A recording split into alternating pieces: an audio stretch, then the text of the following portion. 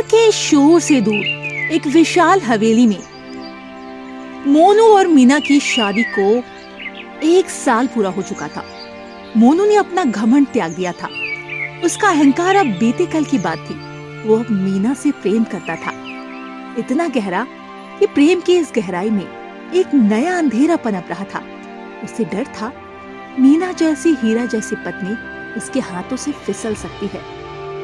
मीना अपने स्वभाव की तरह अपने जीवन में खुश थी। वो मोनू के परिवार और कारोबार को समझने में लगी रहती थी, जो कि मोनू के पिताजी ने अब मोनू को सौंप दिया था। इस बड़े कारोबार की बागडोर संभालने के लिए मोनू को बार बार बड़े शहरों की यात्रा करनी पड़ती थी। एक शाम जब मोनू यात्रा से वापस लौटा तो रात के खाने की मेज पर मोनू के पिता ने मुस्कुराते हुए एक नई घोषणा की।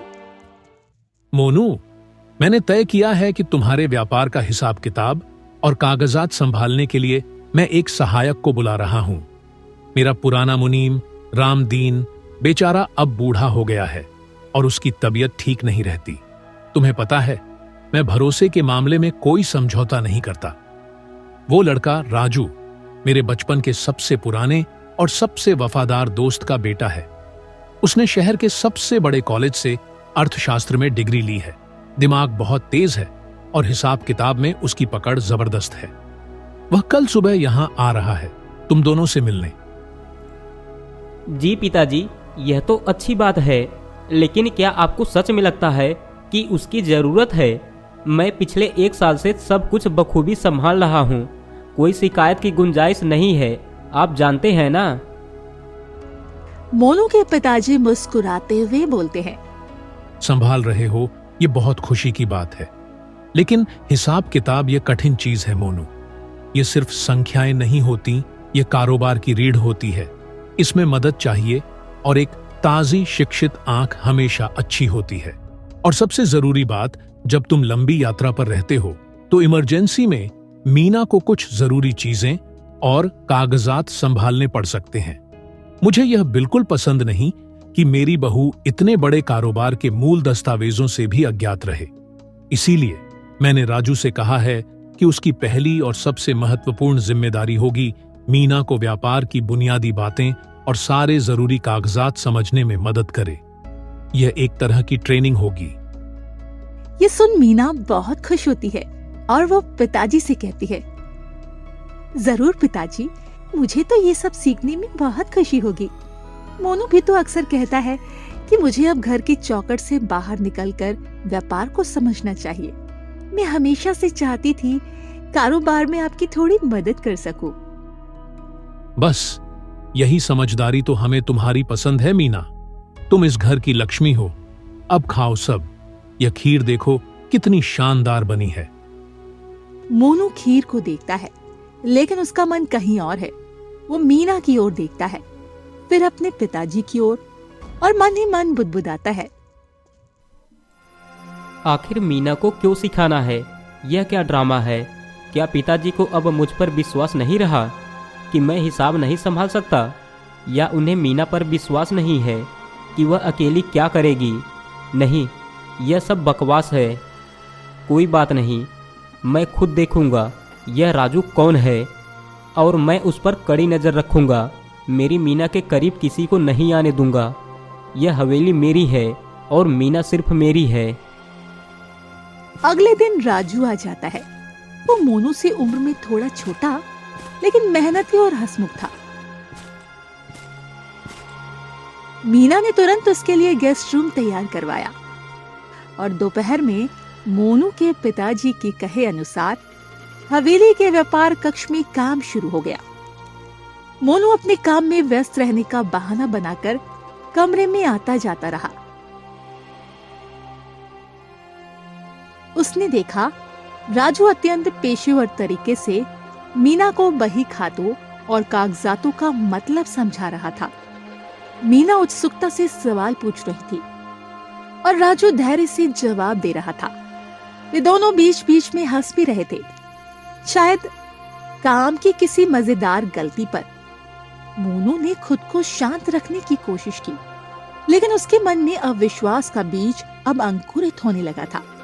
राजू एक जटिल अकाउंट शीट दिखाते हुए कहता है, देखिए मीना जी, ये जो आवक वाला कॉलम है, इसमें हमेशा जावक वाले कॉलम से एक बड़ा अंतर होना चाहिए, जिसे हम शुद्ध लाभ कहते हैं। जैसे इस महीने का 15 लाख है। ओ, ये तो मोनू ने मुझे कभी बताया नहीं। वो बस इतना कहते थे सब ठीक है। तो ये शुद्ध लाभ अगर ये कम होता है तो फिर हमें तुरंत पता लगाना होगा कि खर्च कहाँ ज्यादा हो रहा है। हाँ, एक बात और, ये देखिए, ये जो मेरे पास फाइल है, इसे गोपनीय कहते हैं। इसे केवल मोनू जी या पिताजी ही छू सकते हैं। मैंने यह आपको इसीलिए दिखाई ताकि आप इसकी गंभीरता को समझें। आप बड़े मजेदार हैं राजू। आप गोपनीय कहकर भी मुझे दिखा रहे हैं। मुझे खुशी है, आपने मुझे इतना जरूरी काम सिखाया। मोनू को सच में ये सब मुझ पर छोड़ देना चाहिए था। मोनू जी पर काम का बोझ बहुत है मीना जी। आप उन्हें सहारा दे रही हैं। मुझे तो खुशी है कि पिताजी ने मुझे आपके साथ काम करने को कहा। सीखने सिखाने में मजा आ रहा है। मोनू कमरे के बाहर से सुन रहा था। मजा आ रहा है शब्द उसके कान में जहर घोल रहे थे। वे मन ही मन सोचता है, मजा? यह कोई खेल है क्या? मेरी पत्नी और कोई गैर आदमी और गोपनीय फाइल। पिताजी ने उस पर इतना भरोसा कर लिया कि उसे फाइल दिखा रहे हैं। और मीना इतनी सहज क्यों है? उसे कम से कम थोड़ी दूरी रखनी चाहिए थी। वो बिना कुछ कहे गुस्से से अपने कमरे की ओर चला जाता है। अगले दिन मोनू व्यापार के सिलसिले में फिर से एक सप्ताह के लिए शहर से बाहर जाना पड़ा। ये एक ऐसा सप्ताह था जिसने उसके अविश्वास को पूरी तरह से एक विषैले पौधों में बदल दिया था। मोनू को अपने काम से हर शाम मीना को फोन करना होता था। पहली रात, हाँ मीना, सब ठीक है। हाँ मोनू, सब ठीक है। आप कहाँ पहुँचे? खाना खाया? मैं ठीक हूँ। और राजू कहाँ है? वह क्या कर रहा है? मीना हल्की मुस्कान के साथ कहती है, वो पिताजी के साथ देर रात तक काम कर रहा था। मुझे भी उसने आज एक नए ग्राहक का डेटाबेस समझा दिया है। मैं अब इमरजेंसी में कुछ चीजें संभाल सकती हूँ। आपको पता है, उस राजू की एक अच्छी बात है, वो सब कुछ बहुत सरल करके समझाता है। अच्छा, सरल करके समझाता है। ठीक है, अब तुम सो जाओ। दूसरी रात, मीना, क्या तुमने कागजात संभाल कर रख दिए? हाँ मोनू, वो मैंने और राजू ने मिलकर पिताजी की तिजोरी में रख दिए हैं। कल सुबह राजू किसी दूर के गांव में एक छोटे से निवेश का जायजा लेने जा रहा है। राजू राजू, हर बात में राजू। वह तुम्हारा मुनीम है, दोस्त नहीं। तेज आवाज सुन मीना घबराते हुए बोलती है, मोनू, आप इस तरह क्यों बात कर रहे हैं? वो पिताजी का सहायक है और मुझे काम सिखा रहा है। आप मेरी मदद करने की बजाय मुझ पर चिल्ला रहे हो, नाराज हो रहे हो। नहीं, बस तुम ध्यान रखना। अब मुझे काम है, बाद में बात करता हूँ। मोनू का डर अब उसके दिमाग पर हावी हो चुका था। वो रात भर सो नहीं पाता था। उसे लगता था मीना अब उससे ज्यादा राजू की कंपनी में खुश रहती है। रात के अंधेरे में वो खुद से बार बार यही बात दोहराता और बेचैन होता। वह अब मुझसे दूर जा रही है और मैं यह साफ महसूस कर सकता हूँ। हर बात में उसकी सलाह लेना, उसका समर्थन करना, मुझे पता है यह सब राजू की वजह से हो रहा है। वह जानबूझकर हमारे बीच आ रहा है। उसके घमंड की जगह अब उसके अविश्वास ने ले ली थी। उसे ये भी लग रहा था मीना शायद सोचती होगी कि मोनू उतना स्मार्ट नहीं है जितना राजू। क्या उसे सचमुच में लगता है कि मैं हवेली का व्यापार और जिम्मेदारियां नहीं संभाल सकता? क्या मैं राजू जितना सक्षम, चालाक और होशियार नहीं हूँ? क्या इसीलिए वह अब मेरी तरफ देखती भी नहीं?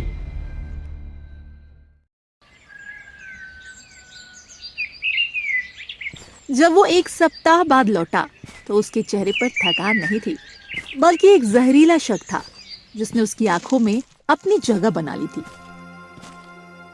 मोनू ने हवेली में कदम रखा और सीधे व्यापार कक्ष की ओर गया। राजू अकेला बैठा था, पूरी तल्लीनता से एक महत्वपूर्ण फाइल देख रहा था। मोनू ने अत्यंत कठोर और आक्रामक आवाज में आवाज दी। राजू, तुम यहाँ अभी क्या कर रहे हो? क्या यह हवेली अब तुम्हारा अस्थायी कार्यालय बन गई है? मोनू की आवाज सुनते ही राजू खड़ा होकर बोलता है। मोनू जी प्रणाम। आपको देखकर तसल्ली हुई। आप एक सप्ताह से बाहर गए थे। मैं बस गांव से आया हूं और इस छोटे से निवेश की रिपोर्ट को अंतिम रूप दे रहा हूं। जानता हूं ये काम मेरा नहीं है, पर पिताजी ने कहा कि ये फाइल बहुत जरूरी है। मैंने सोचा। हाँ, मुझे पता है तुम कितने कर्तव्य परायण हो। हमेशा पिताजी के काम में हाथ बटाने को तैयार रहते हो। पर यह सब छोड़ो, मैं पूछ रहा हूँ, मीना जी कहाँ है? मीना जी, मुझे ठीक से पता नहीं। मोनू जी शायद अंदर होंगी, पर आपको उनसे क्या काम है? क्या आपका कोई जरूरी संदेश है? मीना से मुझे काम होगा या तुम्हें? क्या तुम्हारा काम मीना से ज़्यादा जरूरी है या यह हिसाब किताब? तुम यहाँ सुबह से बैठे हो और मीना की खोजबीन कर रहे हो। क्या हवेली में और कोई नहीं है जिससे तुम बात कर सको? जरूर, हिसाब किताब ज्यादा जरूरी है मोनू जी। ये व्यापार का मामला है, कोई बच्चों का खेल नहीं। मीना जी से काम बस। मैंने उन्हें वादा किया था कि मैं उन्हें कल की गांव वाली यात्रा के अनुभव बताऊंगा। उन्हें व्यापार के दाव पेंच समझने में बहुत दिलचस्पी है और मैं उनके उत्साह का सम्मान करता हूं। पर अब मैं पिताजी को रिपोर्ट सौंपकर जल्दी ही यहां से चला जाऊंगा। मेरा काम हो गया और मैं नहीं चाहता कि मेरे कारण आपके मन में कोई और भ्रम पैदा हो। बहुत खूब, तुम्हारा काम हो गया और तुम्हारा भ्रम भी दूर हो गया। मुझे पता था कि तुम यहाँ क्यों रुके थे। ठीक है, अब तुम जा सकते हो। और हाँ, मीना से बात करने की ज़रूरत नहीं है। मैं उसे खुद समझा दूंगा जो समझाना है। उसे व्यापार में कितनी दिलचस्पी रखनी चाहिए और किस हद तक। राजू मोनू के अजीब व्यवहार से हैरान लेकिन शांत रहकर कहता है। ठीक है मोनू जी, जैसा आप कहें, आपके आदेश का पालन होगा। बस मैं एक बात कहना चाहूंगा, मीना जी बहुत अच्छी और नेक दिल महिला है। आप बहुत भाग्यशाली हैं कि वो आपके जीवन में है। उन्हें किसी संदेह की दृष्टि से देखना सही नहीं है। मेरा आपको बस ये एक सुझाव है। मैं चलता हूं। राजू के जाने के बाद भी मोनू का मन शांत नहीं हुआ। वो कमरे में टहलते हुए गुस्से में बड़बड़ाया। यह सरासर झूठ है। मैं जानता हूँ कि यह सब झूठ है और वह मुझसे कुछ बहुत बड़ा छिपाने की कोशिश कर रही है, जिसका असर हम दोनों पर पड़ सकता है। मैं अब और नहीं सह सकता। मैं अब यह नाटक बर्दाश्त नहीं करूंगा। अब वो मीना से सीधे बात करने की बजाय उसे अनदेखा करना शुरू कर चुका था। रात के खाने पर मीना जो भी पूछती, मोनू उसका जवाब 1 या 2 शब्दों में देता और फिर चुप हो जाता। जब से तुम वापस आए हो, तुम ठीक से आंख मिलाकर बात भी नहीं कर रहे हो।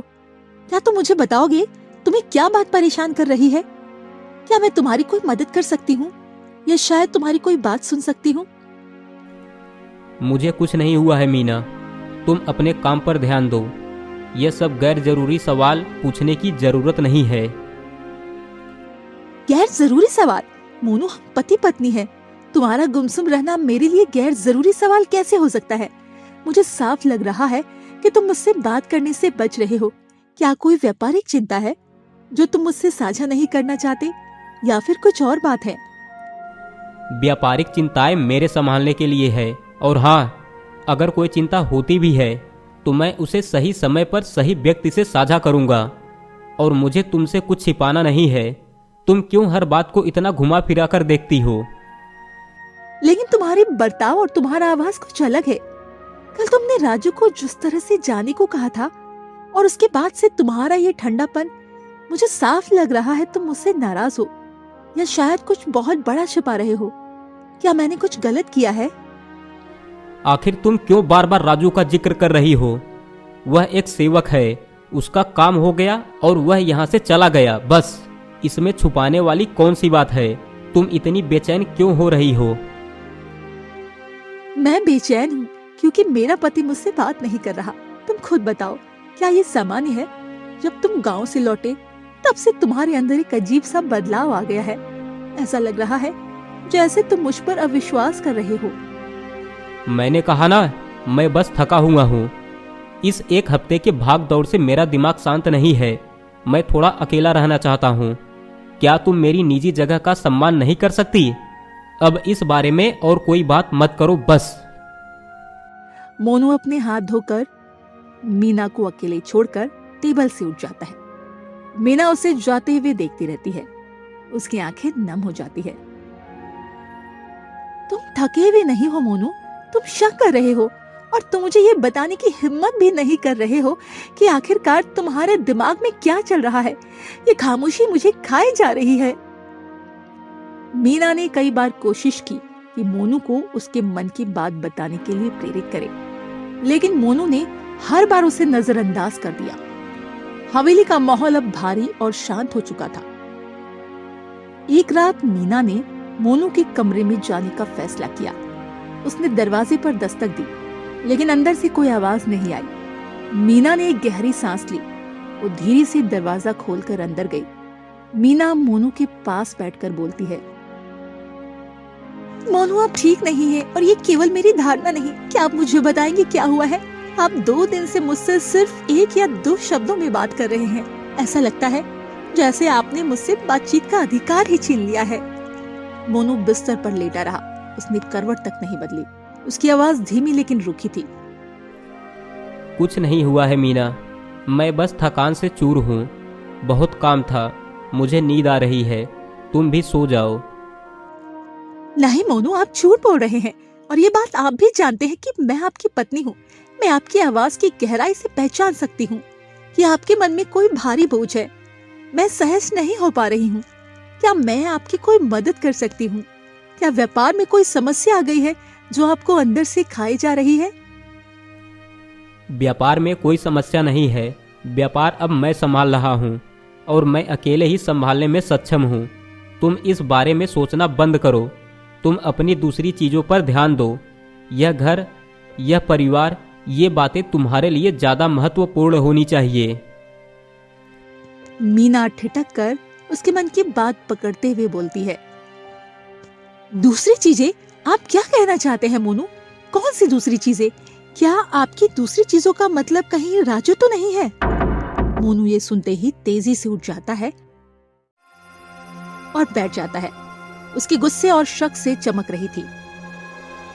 तुम्हारे ही होठों से उसका नाम निकला, मैंने नहीं लिया। मैं तो चाहता था कि तुम खुद स्वीकार करो, या कम से कम तुम्हारे अंदर कोई डर हो। मुझे लगा था कि मेरा विश्वास गलत होगा, कि मेरे दिमाग का वहम होगा, लेकिन तुम्हारा दिल कितनी जल्दी बदल गया मीना। सिर्फ 1 सप्ताह में तुम कैसे इतनी सरलता से किसी दूसरे व्यक्ति की ओर आकर्षित हो सकती हो? मीना ये सुनते ही गुस्से में आ जाती है और कहती है, क्या बकवास कर रहे हैं आप मोनू? आप किस आधार पर ये सब कह रहे हैं? मेरे चरित्र पर, मेरे ईमान पर आप इतने हल्के में सवाल कैसे उठा सकते हैं? आधार तो तुम खुद हो। तुम्हारी असामान्य खुशी, राजू के साथ काम करते हुए जबरदस्ती हंसी, जो तुमने मेरे साथ बैठकर कभी नहीं हंसा। फोन पर तुम्हारा उत्साह, जब तुम उसे व्यापार की बारीकियां समझाने को कहती थी। तुमने मुझे बताया कि वह सरल करके समझाता है। तो क्या मैं तुम्हें उलझा हुआ लगता हूँ मीना? क्या मैं इतना अयोग्य हूँ कि तुम मेरे सामने उब जाती हो और किसी बाहरी आदमी से तसल्ली ढूंढती हो?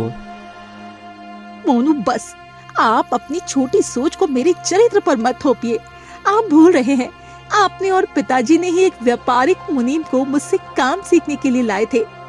अगर मैं किसी से कुछ सीख रही हूँ और उस काम को मजेदार तरीके से, ईमानदारी से कर रही हूँ, तो इसका मतलब ये बिल्कुल नहीं है कि मेरे चरित्र में कोई कमी है। मुझे नहीं पता था।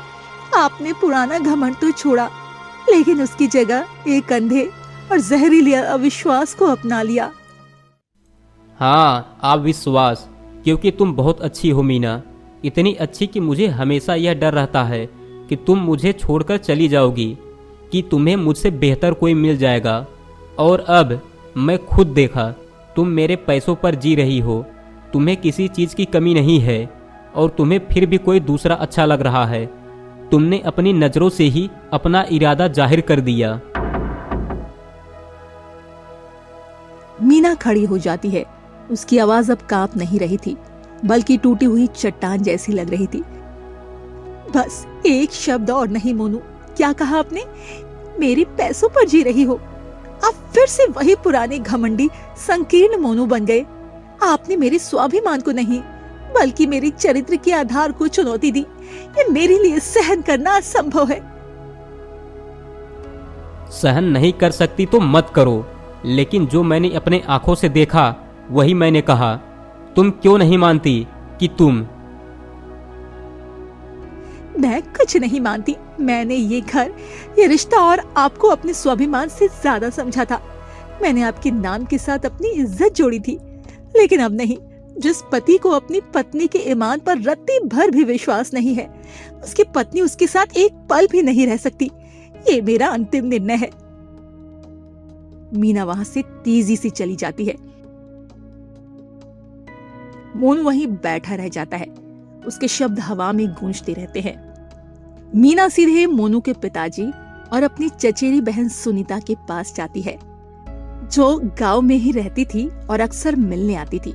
मीना को देखकर सुनीता बोलती है, मीना, तुम इस तरह से भागती हुई क्यों आई हो? तुम्हारे चेहरे का ये हाल क्यों है? तुम रो क्यों रही हो? मुझे बताओ। मोनू ने फिर से अपनी पुरानी राजा वाली जुबान चलाई क्या? मुझे पता था वो अपनी बदसूरत आदतें इतनी आसानी से नहीं छोड़ेगा। नहीं सुनीता, इस बार ये घमंड नहीं है, ये उससे भी ज्यादा घातक है। ये शक है, एक ऐसा जहरीला विश्वास जिसने सब कुछ खत्म कर दिया।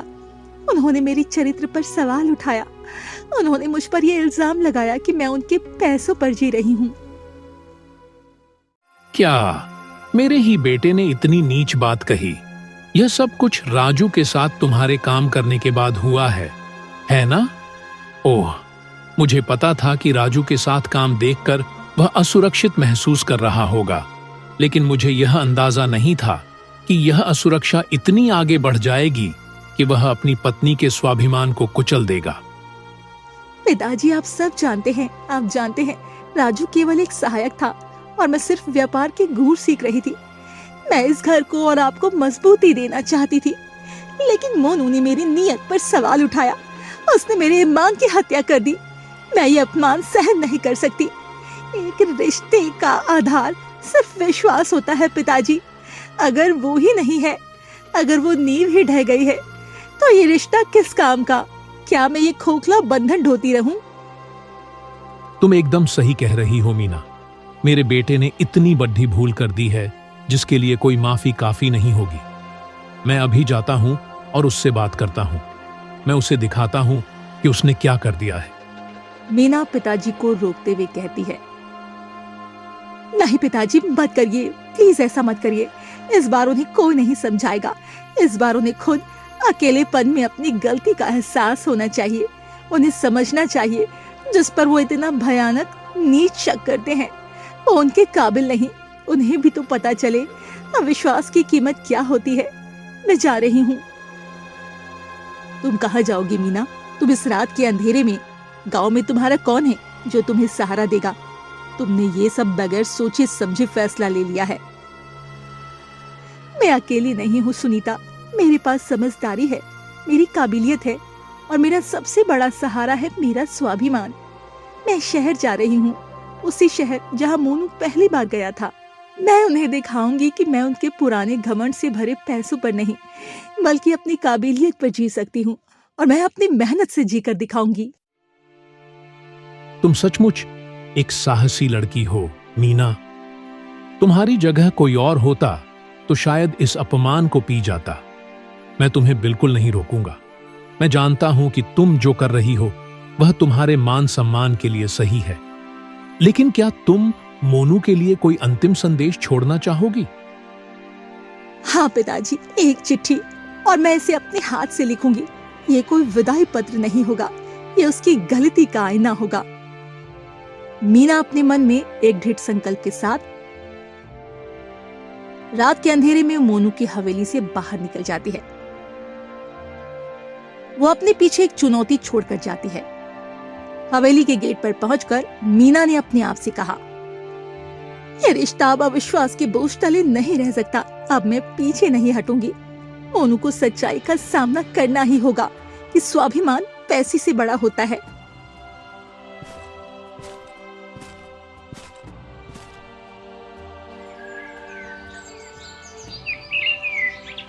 अगले दिन सुबह मोनू उठा तो उसे लगा रात की लड़ाई एक बुरा सपना थी।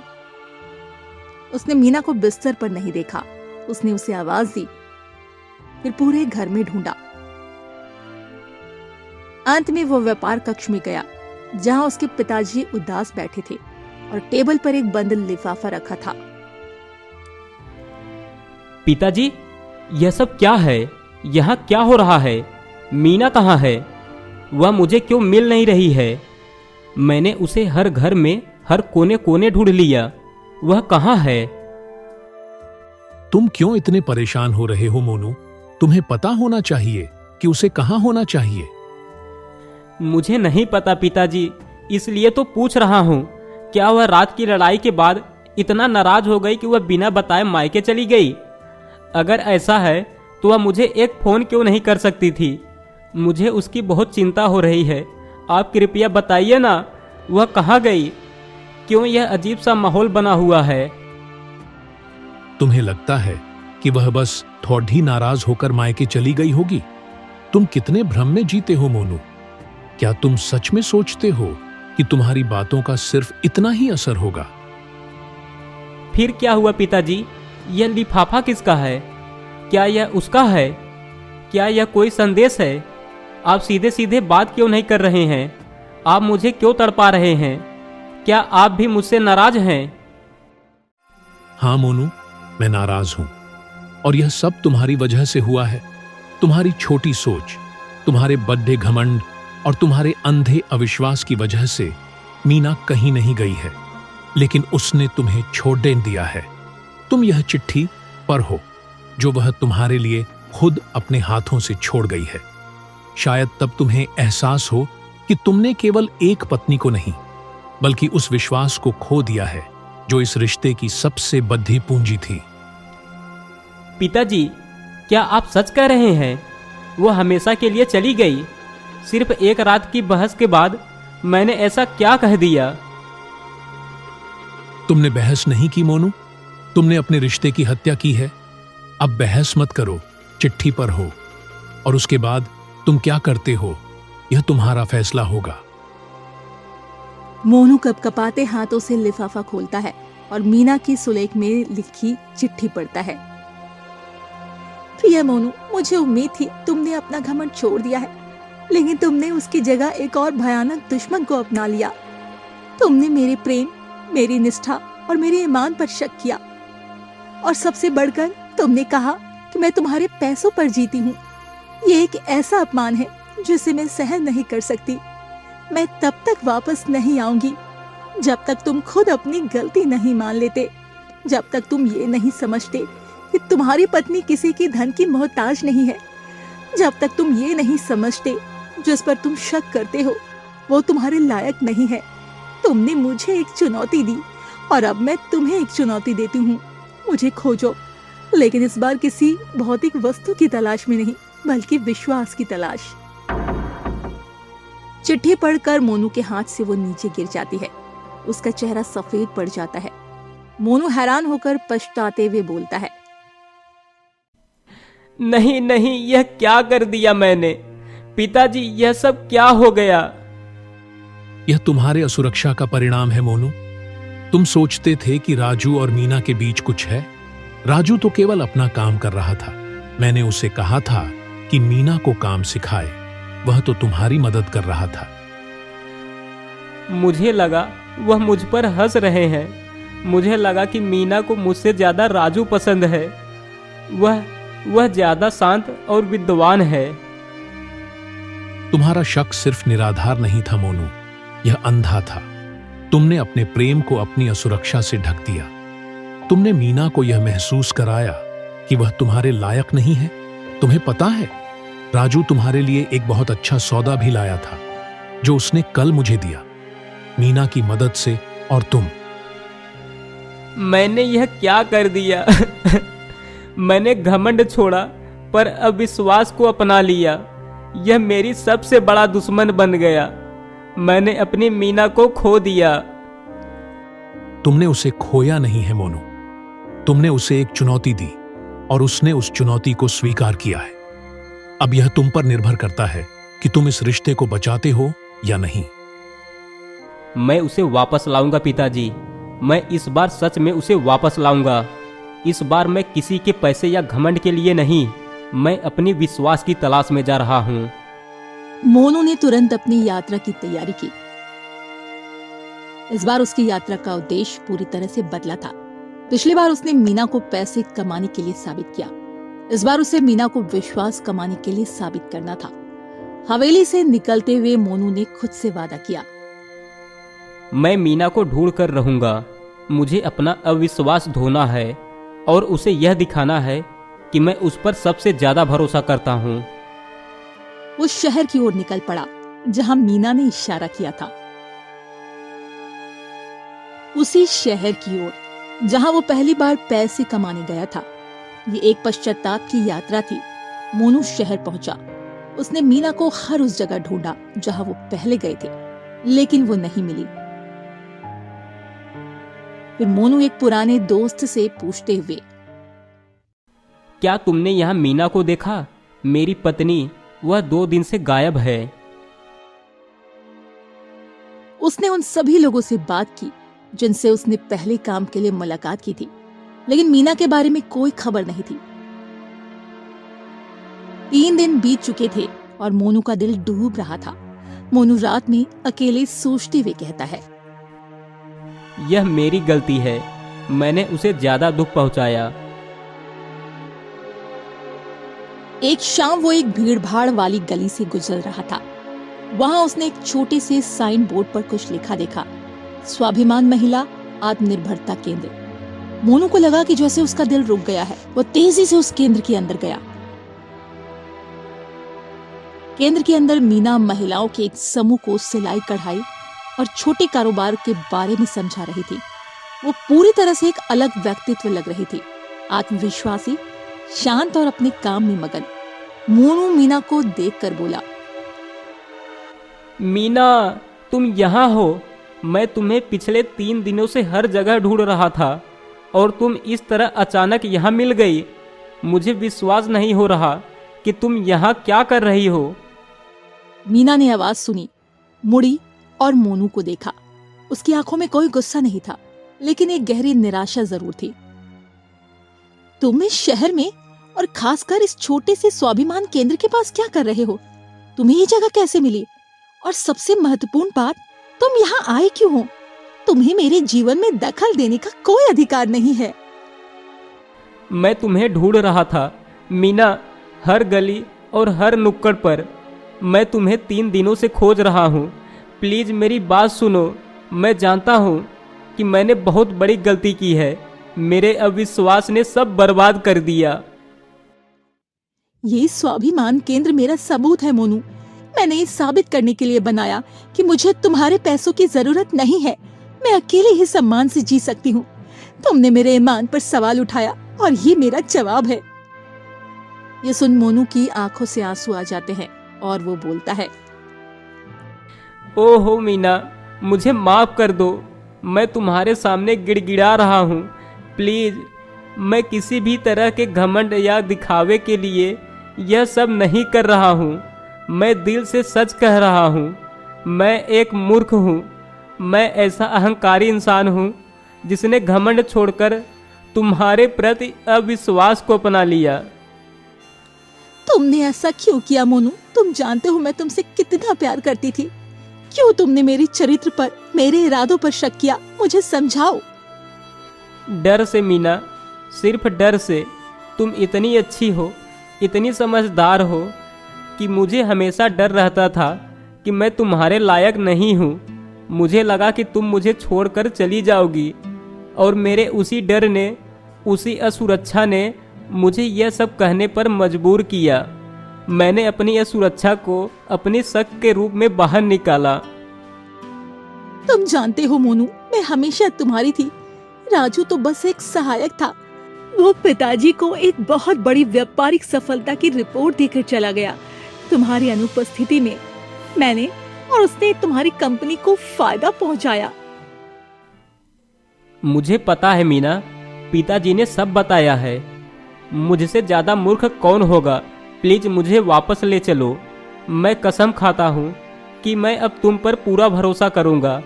अब मुझे कोई भी गलतफहमी होगी, मैं तुम्हें कभी किसी चीज के लिए अकेला नहीं छोड़ूंगा। मीना गहनता से मोनू की आंखों में देखती है। उसे एहसास होता है वो सच बोल रहा है। उसका दिल साफ है, बस वो असुरक्षित है। ठीक है, मैं तुम्हें वापस ले चलूंगी, लेकिन मेरी एक शर्त है और तुम्हें इसे मानना ही होगा। कोई भी शर्त मीना, मैं तुम्हारी हर बात मानने के लिए तैयार हूँ।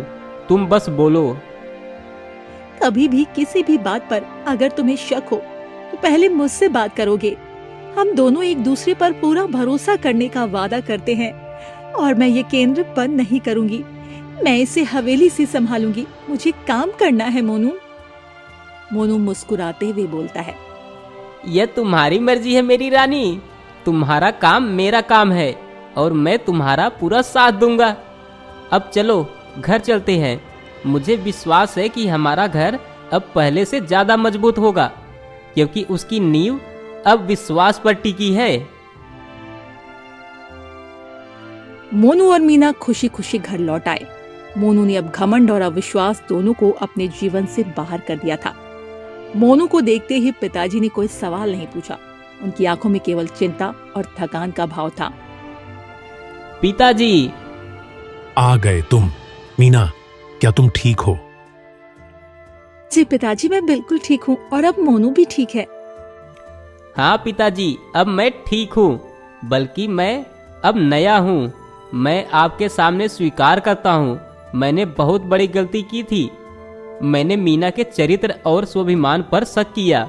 मैंने घमंड छोड़कर अविश्वास को अपना सबसे बड़ा दुश्मन बना लिया। पिताजी अपनी कुर्सी से उठकर मोनू के पास आते हैं और उसे प्यार से देखते हैं। मुझे पता था बेटा, तुम्हारा शक निराधार था। मैं जानता था कि मीना जैसी हीरा जैसी लड़की को तुम अपनी असुरक्षा के कारण खो दोगे। लेकिन मुझे खुशी है कि तुम मीना की चुनौती को समझे। तुमने खुद को बदला। मीना ने मुझे सिखाया पिताजी कि मैं उसे अपने पैसे से नहीं खरीद सकता और न ही अपने डर से बांध सकता हूँ। उसने मुझे सिखाया कि रिश्ते का आधार विश्वास होता है और यह भी कि वह मेरे बिना भी आत्मनिर्भर है। मैं उसे स्वाभिमान महिला आत्मनिर्भरता केंद्र से वापस लाया हूँ। स्वाभिमान केंद्र, ये क्या है मीना? मीना मुस्कुराते हुए कहती है, पिताजी ये मेरा जवाब है मोनू के उस ताने का कि मैं उनके पैसों पर जीती हूँ। मैंने शहर में एक केंद्र शुरू किया जहाँ मैं महिलाओं को छोटे कारोबार, सिलाई कढ़ाई और आत्मनिर्भर बनने की ट्रेनिंग देती हूँ। और अब वह इस केंद्र को हवेली से ही चलाएगी। मीना, आपकी कंपनी की पूर्ण भागीदारी होगी। व्यापार के फैसलों में मुझे एहसास हुआ कि वह राजू से कहीं ज्यादा समझदार है। ये तो बहुत अच्छी खबर है मीना। तुम सच में इस हवेली के लिए एक वरदान हो। और मोनू, मैं तुम्हारे लिए बहुत खुश हूं कि तुमने अपने असुरक्षा के बंधन को तोड़ दिया। अब मैं शांति से संन्यास ले सकता हूं। नहीं पिताजी, आप ऐसा नहीं कहेंगे। अब हम दोनों मिलकर कारोबार संभालेंगे और मैं मीना से वादा करता हूँ, अगर कोई गलत फहमी होगी तो मैं किसी और से पहले सिर्फ और सिर्फ उससे बात करूँगा। हमारा रिश्ता अब विश्वास पर खड़ा है।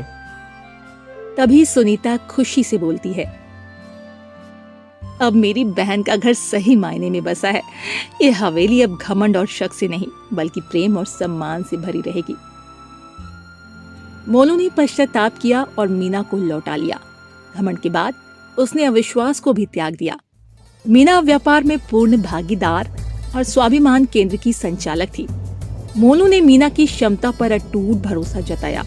उनका रिश्ता अब डर या संदेह पर नहीं बल्कि प्रेम और विश्वास की मजबूत नींव पर टिका था। हवेली एक बार फिर सम्मान और अटूट विश्वास से जगमगा उठी।